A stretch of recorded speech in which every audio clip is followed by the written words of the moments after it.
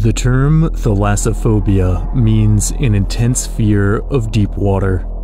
It is one of the most primal and understandable phobias, for the dark abyss has always been a birthplace of monsters. Lurking below the waves are not only bizarre species known to science, but a vast multitude of imagined leviathans. Something about the fathomless void floods the human mind with visions of nightmarish creatures, which have scared and fascinated us since we first gazed into the deep. So, for this entry into the archive, we'll dive into depths both real and imagined, and discover what terrors lurk within the heart of the sea. Beginning your descent. Cruising depth in roughly 40 seconds. Stand by. I'll begin with the game Iron Lung, where you play as a convict sealed inside a cramped submarine, exploring depths so far below the vessel's safety limit that the only window has to be welded shut. It's a good starting point because despite its retro-style graphics, I believe that, short of falling into the Mariana Trench, it's the closest you can get to experiencing the terror of the deep sea firsthand. Iron Lung takes place in the wake of an event called the Quiet Rapture, in which every known star and habitable planet just vanished, leaving behind only those who were on space stations. And one remaining moon is now covered in what seems to be an ocean of blood, and it's this ocean you're diving beneath. Very relaxing stuff. With the window welded shut, your only way of navigating is using a primitive radar system that pings when you're near a wall. But soon, you start to get pings even when you're in open water.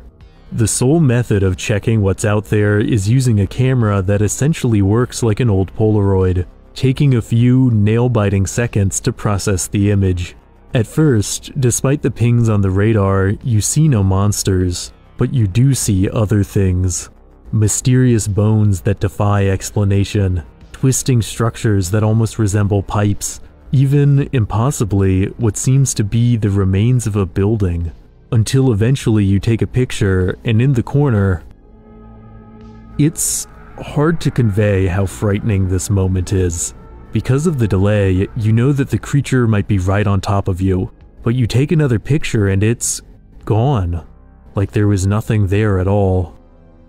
As you continue, despite the vastness of the sea around you, the interior of the sub comes to feel paradoxically claustrophobic, made worse by malfunctions like sudden electrical fires.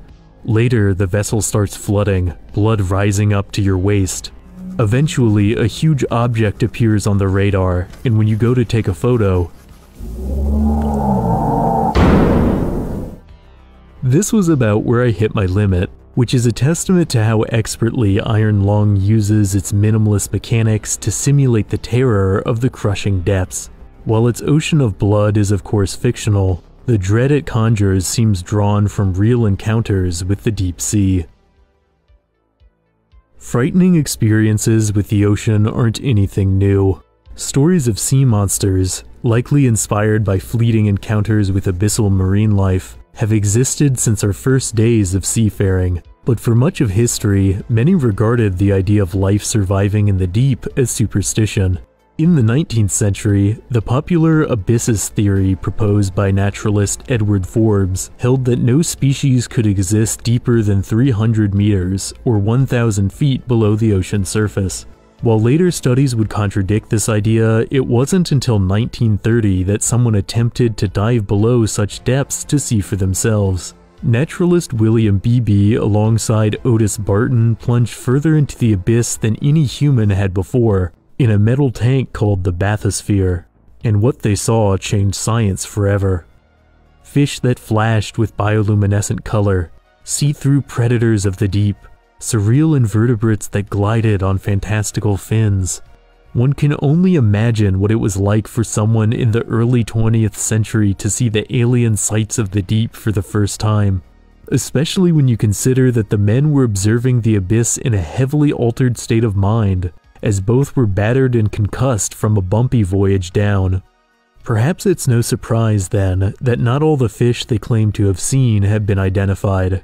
BB stated he saw a bizarre creature named the five-lined constellation fish, and while no such species has ever been spotted again, the description bears a striking resemblance to a deep-sea comb jelly, which BB might have interpreted as a fish, unable to comprehend its true form.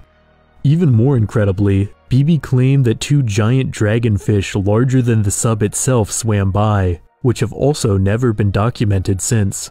It's possible that once again BB saw another deep-sea species and misidentified it, or it's possible that these giants have simply eluded detection. In either case, the bathysphere's descent and others like it flooded the public consciousness with visions of the watery depths. Over the next few decades, numerous leviathans rose up from the abyss and into early cinema, with movies about aquatic monsters terrorizing the land becoming exceedingly popular. One of the most famous of these films was the 1954 adaptation of Jules Verne's 20,000 Leagues Under the Sea, a movie with origins even older than the bathysphere. The novel it's based on comes from 1870 and actually predicted the invention of submarines, making it foundational to all sci-fi interpretations of the deep sea. Leading into the modern era, the vast majority of films about the ocean have continued to portray it as a hostile realm. Nearly everything about the uncharted depths lends itself to horror, from the crushing pressure to the low visibility to the bizarre creatures that swim in the gloom.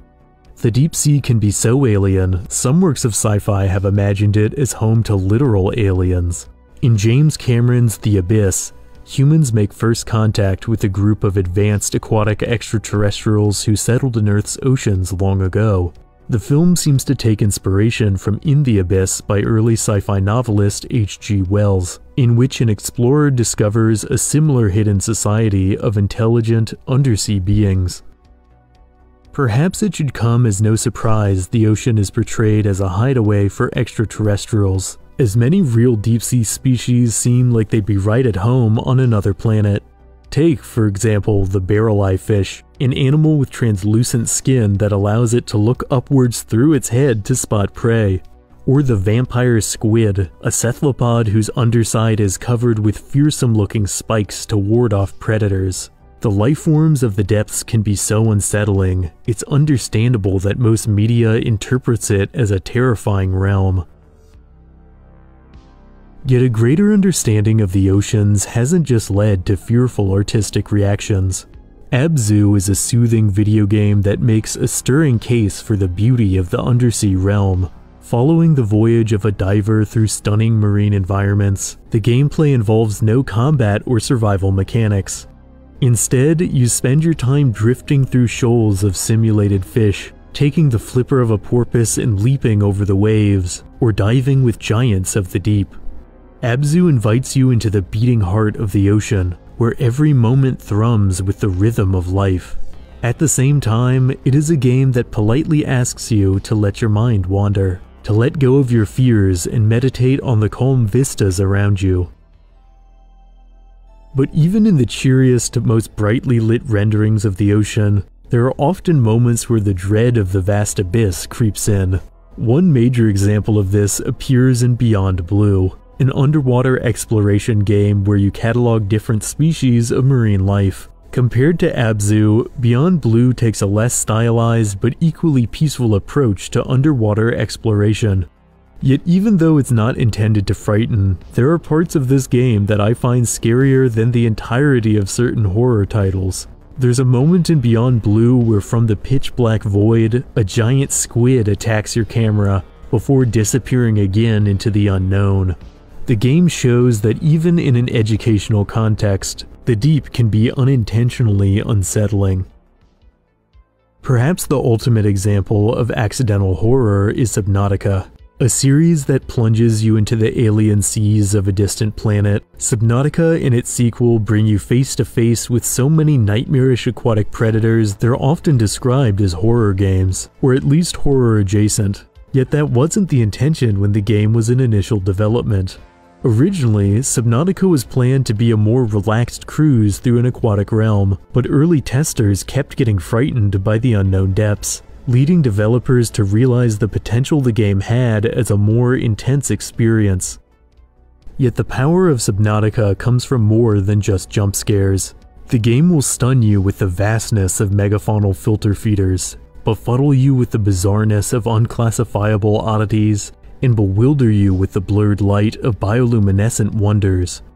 Though not set on Earth, perhaps more than any game, Subnautica presents the experience of the ocean in its totality, a realm that inspires both awe and terror.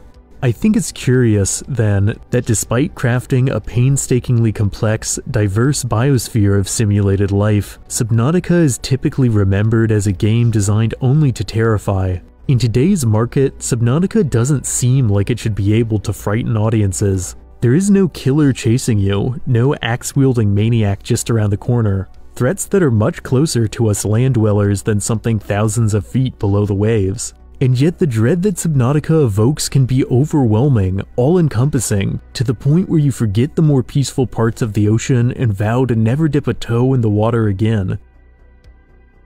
Even when the ocean isn't presented as something frightening, the vast majority of humans still feel some uneasiness towards the immeasurable deep. In regions where the light dims and visibility drops off, our rational mind fades out and our animal mind checks in and gets to work frightening us, conjuring images of immense leviathans twisting just out of sight.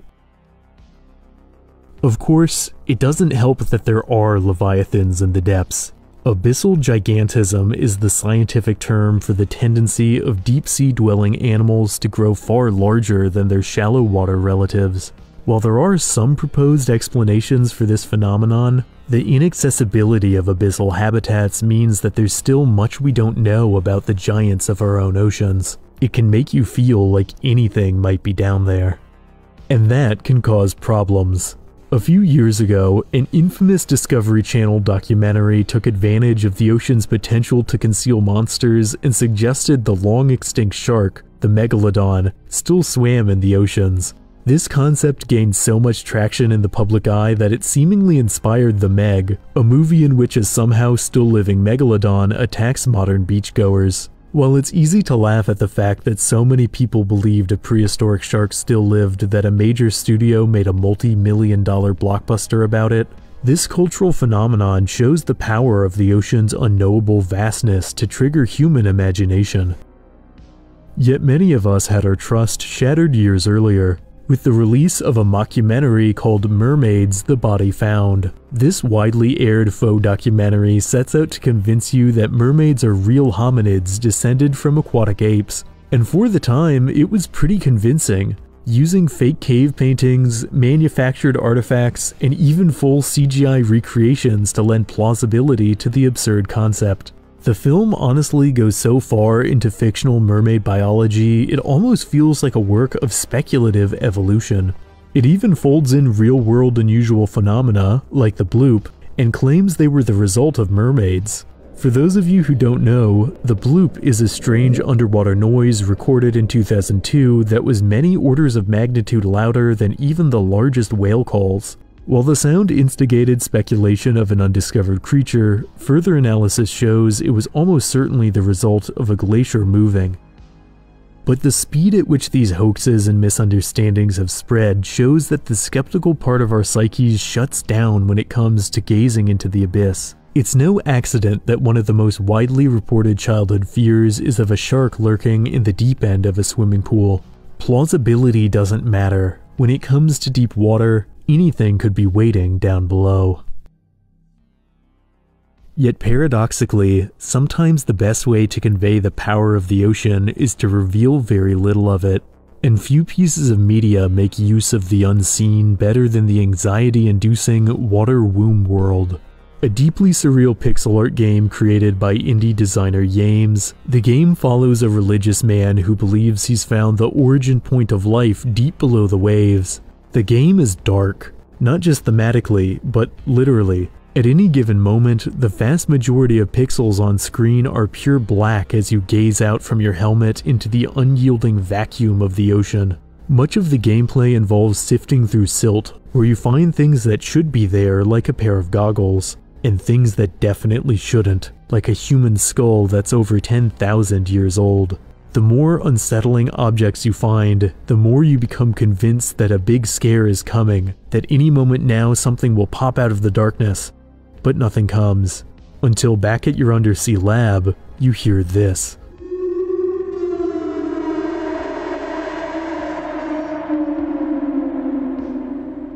Returning to the abyss, you find the darkness is more all-encompassing than ever. And then, from the gloom, emerges this. The main character interprets the being as an angel, and continues to dig up increasingly disturbing artifacts, while their mind and body become increasingly diseased. And the ending comes not long after that, for Water Womb World is a short game, offering only a tiny glimpse of a far wider realm of nightmares, which only adds to how unsettling it is. In the same way that the ocean's dreadful power comes from how much of it we've never seen, the game's restraint makes its atmosphere of unease all the more palpable. Another indie game that captures the ocean's might despite never showing much of it is In Other Waters. Although the game is focused on exploring a vast alien sea teeming with life, the entirety of the game's environment is communicated through nothing but text and minimal icons. In most games, you have a heads-up display in the bottom corner to help you keep track of various in-game systems. But when playing In Other Waters, the entire game is the heads-up display. While this can take some getting used to, it's a clever way for a smaller budget game to feel expansive. As you play, you learn to visualize each lifeform as they're described, picturing luminous creatures gliding through the water, armored lifeforms with tough shells, or fungal organisms that grow in endless rows. It's a game that embodies the enigmatic nature of the ocean, taking advantage of the human instinct to imagine what swims below opaque waters. The ocean doesn't need to be filled with imagined monsters to instill dread, though. Even singular, real data points can be haunting. Point Nemo, for example, is a spot in the Pacific Ocean that seems utterly uninteresting, except for the fact that it's the furthest place on Earth from any land. Should you find yourself floating at Point Nemo, the closest people to you are the astronauts on board the International Space Station when it passes overhead. Yet monsters are a primal part of our relationship with the deep, and for our last stop on this plunge into the void, there's one final leviathan we need to confront. SCP-3000 is an entry into the famous community-driven paranormal anthology, the SCP series, and is perhaps the ultimate personification of the sea monster archetype. SCP-3000 is, in the simplest terms, a giant eel, measuring over 850 kilometers, or 500 miles in length, located somewhere in the Indian Ocean. It also secretes a substance that causes amnesia and mental shutdown, although just seeing such a large creature could cause anyone to lose their mind. And that's basically the whole concept. Considering how complex many entries into the SCP series are, it's noteworthy that SCP-3000 is one of the most famous, inspiring incredible fan art and animation despite its relative simplicity. There's something about the purity of an unfathomably vast eel that just works, made all the more intriguing by the fact that the eel isn't aggressive or curious, it simply is. To me, it's the ultimate, oddly reassuring proof that even in the age of the internet, our innate fear and fascination with giants of the deep hasn't left us. In the end, perhaps it shouldn't come as a surprise that the watery abyss still holds power over the human psyche. The ocean is deep space in our backyard, an alien realm of alien creatures right here on Earth.